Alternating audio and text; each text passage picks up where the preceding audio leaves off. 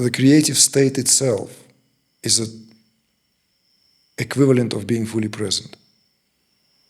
When we are fully present, it equals being fully creative.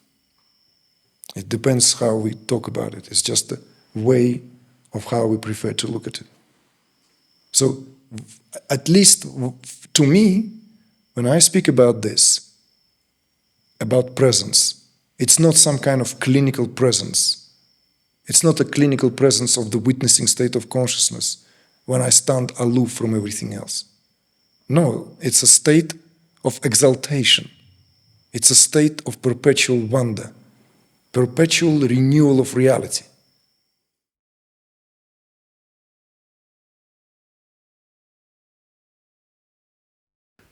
Creative art and enlightenment. The more authenticity, the more realness, the more the art is more precious, more touching. So what happened to the art after that, after becoming enlightened? Does it get more beautiful? Is it relatable to humans? I don't know. Maybe I'm not that clear, but I've always pondered on that. I've always pondered that clarity, that I am present, speak truth. Okay, let me begin somewhere else. I wrote a book a few years ago. It was a series of insight that felt really good and important to write, and I struggled with that many years, and here it is, it's out. And I've done everything I can to be as authentic as possible, as clear as possible. I even reduced my work to a minimum because I could not do both, work and write at the same time. And then, even though I still believe in what I did, I feel there's an element of authenticity that was missing, even though with all the ability to be as authentic, as real as possible. After the fact, a few years later, I judge myself. There was some things fell through the cracks, some pain, pressures from society, financials, threw into the message, and I just decided I'm going to stop everything and wait. So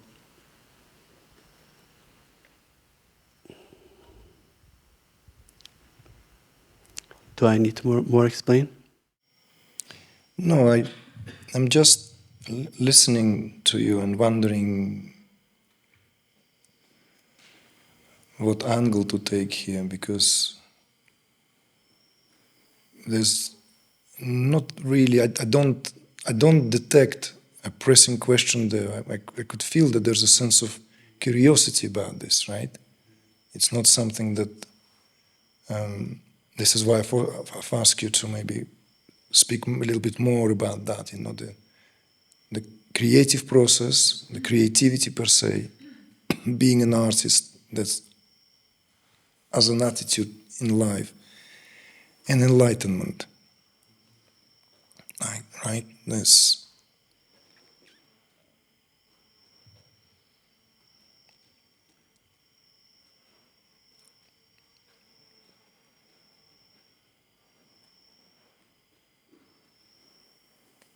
In a way, the Chamatkara, the Hidden Path, as a book, is an attempt to bring this in a concise form, in a concise way, and speak to that, address that. What now, all this, what we spoke about, as the very, let's say, basic tenets of Trikashayavism. And Chamatkara is that cherry on the cake. This Chamatkara, the very meaning of Chamatkara, and the book itself, as the hidden path, Chamatkara, the hidden path, it speaks to that aspect as that, literally that cherry or icing on the cake, where the self-realization actually is not even seen as a goal, you see, but as a prerequisite instead.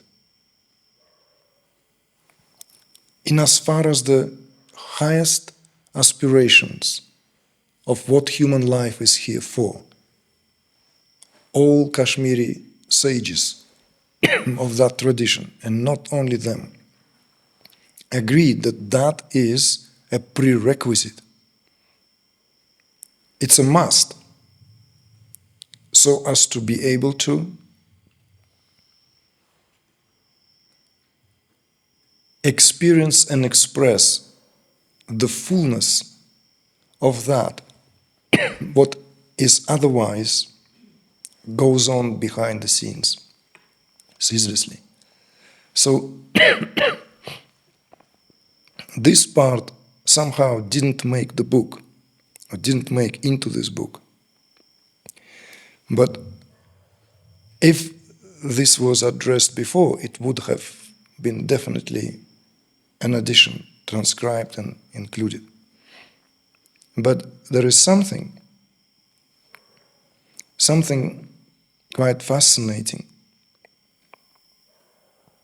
when we view Indian culture in ways that not how it is accustomed to be viewed, right? We kind of, one way or another, agreed that Indian civilization had a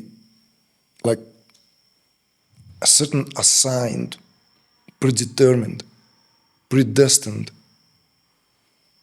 fate, predestined purpose to safeguard everything to do with that, what all this is all about. Indian culture, Indian civilization, is a consciousness-based culture, not religion-based, consciousness-based. The word Sanatana Dharma, as you know, is not eternal religion. It's eternal way. It's that continued reminder, Sanatana Dharma. It's the most precious concept in the Indian subcontinent. Ask any scholar, whatever the differences are, Sanatana Dharma is where they all agree on that. All agree. And the whole Indian culture, irrespective of how many conquerors came and no matter how many people came with their ideas, all were reabsorbed into the fabric of Indian civilization. Isn't that interesting? You see? So it's not like trying to convert, like there were attempts at converting India at large. It's not a secret. Attempts were made. Attempts were made by the Christians who came to Goa. Attempts were made by Muslims, the whole Mughal rule. All incorporated into the body all incorporated. So this concept now, Sanatana Dharma, right? It's a kind of obviously and known and universally understood and respected. So India is about all things conscious. It's about consciousness. It's about what really matters. This and that comes and goes. But the affair with the self is what matters most. But there is something else here. Something else altogether. And what seems fascinating to me personally, and this has been pointed out as well, this has been suggested, that the whole cultural attitude in India, the whole cultural, let's say, speaking as that consensus shared reality in India, is like a grand conceptual artwork. It's in itself as the largest artwork in the making ever. So this concept of self-realization, enlightenment, you see, it's like a large ongoing project. Kent Wilber was very smart when he conceived that and wrote that book, Atman Project. Brilliant title. You know about, have you come, no, doesn't matter, you know who I'm talking about, Ken Wilber. Atman Project, it's a very well-known work of his. Brilliant title, see? Literally, this is Indian way of life, Atman Project. And of course, Wilber does not go there. He doesn't view this, he doesn't examine or dive into that, what here brings itself and suggests itself when we get intimately familiar with the refinement of what some of these most illustrious sages of that culture came up with, which was just touched upon in the Chamatkara, the hidden path. So this what you have asked, this analogy, and you said you used to be an artist, and I didn't have to interject there, I still am. Because where is the evidence? What are you creating? Do you have a portfolio of work? No, I don't. I haven't done as much as a doodle with children for the 20 years, for the past 20 plus years. But I have never been more of an artist than in my entire life, paradoxically. See? So this is why in my biography this part is not dropped. It's not that I somehow failed to transcend that part. It's not like somehow it's consciously remained there. You see? Consciously, even before spiritual teaching. Before all this, Advaita, Tantra, what have you, there's many different biographies. But artist stands there because artist here is synonymous to Shiva. And that's what also attempts were made in the Chamatkara, to deliver that, to share that. So everything that we do here, in and as far as the very purpose of why we are, is an artistic enterprise, whether we are aware of that or not. And so it's not measured always by what is being left as brick and mortar. In some cases, it's a must. In some cases, it has to take that form. Just as everything else took form, as we have spoken earlier about the Shakti here, as that patterns of the language that emits creation out of the vowels and the consonants as an expressive potentiality of awareness that manifests as this universe. In the same way, this is reflected through the work of art as a reflection of that nama-rupa, relationship between name and form. Nama, all this, what comes here as sounds, letters, syllables, sound syllables, words, sentences, and rupa, form. So this reality is a reality of name and form. This, where it takes us to the very first evening, or was it the first day when we talked about vibrations? Maybe first day, right? The discourse on the vibrations. So,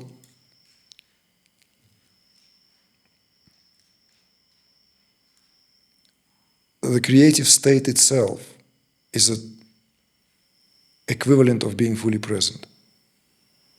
When we are fully present, it equals being fully creative. It depends how we talk about it. It's just a way of how we prefer to look at it. So, at least to me, when I speak about this, about presence, it's not some kind of clinical presence. It's not a clinical presence of the witnessing state of consciousness when I stand aloof from everything else. No, it's a state of exaltation. It's a state of perpetual wonder, perpetual renewal of reality. And some of you remember, you may remember even, I don't know if we talked about it last year, but we often bring that. one of the measure of where we are consciously speaking, conscious-wise speaking, is to be acutely aware to perceptual modes that we are in. See? Soon as the dullness sets in, it signals us that some windows need to be washed. Something is there, prevents us from experiencing crystal clarity of this for what it is. See? And when we are in that pristine moment of being fully present, our cognition is such that it is in a highly creative state. So everything that we receive as an information, as a reflection of our own light, in the manner of Namarupa, in the way that this world of forms and phenomena reflects our essence back to ourselves through the very sound and form. We recognize that, and it's a highly artistic process. It's a creative process. Whether we run for the watercolor box, whether we start sculpting something, carving something, cooking something, doing something, that's beside the point. But it's a state, see? State of readiness. It's a state of svabhava, in one's own nature. Truly in one's own nature. So,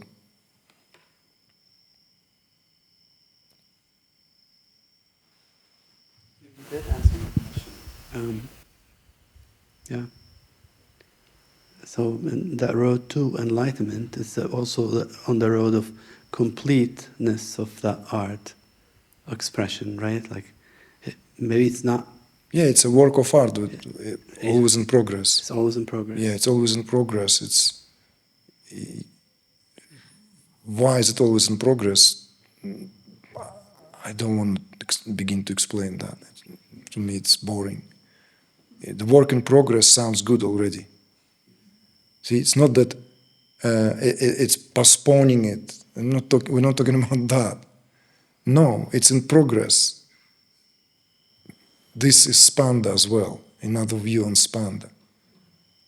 So there's no such thing as marking the point of this is it, done. Tick the box, I'm enlightened now. Goodbye, everyone. I'm done my thing. This is a flat, cardboard-like representation of the whole thing. So, lacking of perfume.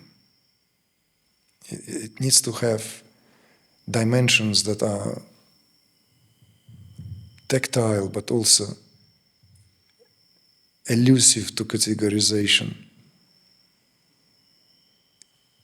Because it's constantly in flux.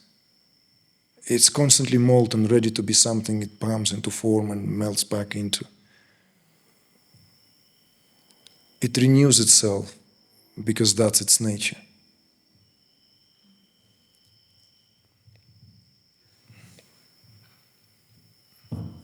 Thank you.